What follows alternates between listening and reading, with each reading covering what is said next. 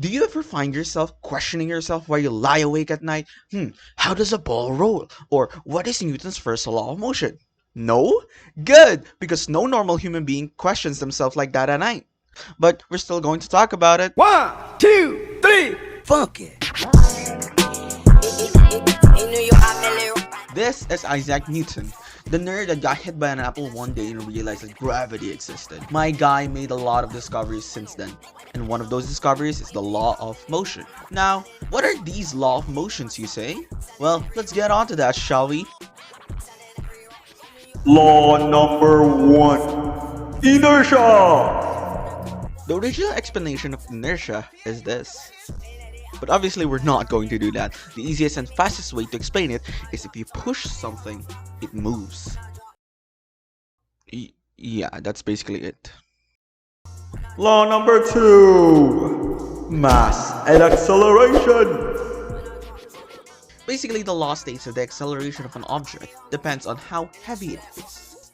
And no, I'm not gonna make a fat joke. You already had enough on their plate. No, not funny. Anyone? Alright, moving on. Law 3. Okay, so this doesn't really have a name. I guess Newton got tired of trying to make his discoveries interesting or whatever. But what the third law is trying to say is if two things are in contact with each other, they both exert the same force with each other. Okay, this part is kind of a little bit harder to explain than the other one. So here's an example. Trampoline pushes back in the opposite direction and causes the boy to move in an opposite direction. Also, look carefully at this balloon. The balloon is falling downward, and then it hits the ground, and the ground is pushing in the opposite direction and causes the direction of the balloon to change and move back upward. Okay, now here's a funnier example.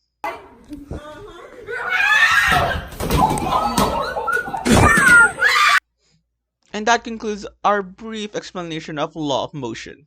Up next, How is this relevant? welcome to our next segment, which we like to call How is this relevant? where we get to answer the question. How is this relevant? Okay, I think they get it. So, How is this relevant? you done? Alright. How is this relevant? Motherfucker! So why is law of motion relevant to my course, which is multimedia arts? And how does it affect it in any other way, you ask? Well, that's the neat part. It doesn't. Thinking about it, I don't really think that there's any relevance when it comes to physics and my course. Well, not all of it. Not exactly all of it. Some part of the law of motion can be somehow a little bit, maybe somewhat in the slightest itsy bitsy relative to multimedia arts, and that is Physics! now maybe not law of motion, but the physics can be applied to animation. Now we all know the Jiggle physics! but there's also the principles of animation where they squash or stretch, or maybe the timing and motion. Now these are also introduced in physics, like how objects moves. With that prior knowledge, you can make your animation look more authentic. And that's it for How is this relevant? oh god, let's move on. Now this is the part of the video where I show Physic magic! y'all how the law of motion works in real life. I wanted to take a video of myself, but then I said to myself, Oh, hell no! so here's a bunch of idiots doing it for me.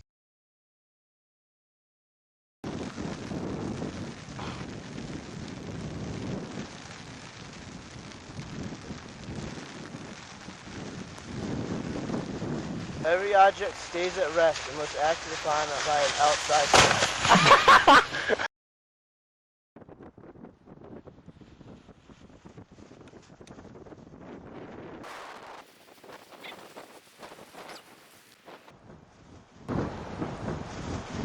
Newton's second law! Newton's second law! Newton's third law. For every action, there's an equal but opposite reaction. Whenever one object exerts a force on a second object, the second object exerts an equal and opposite force on the first.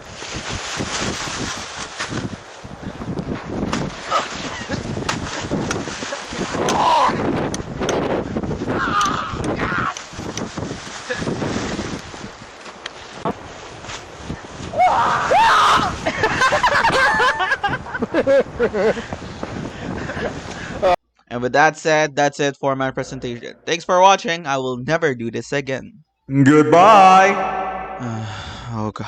1, 2, 3, funky. In New York, I feel it right.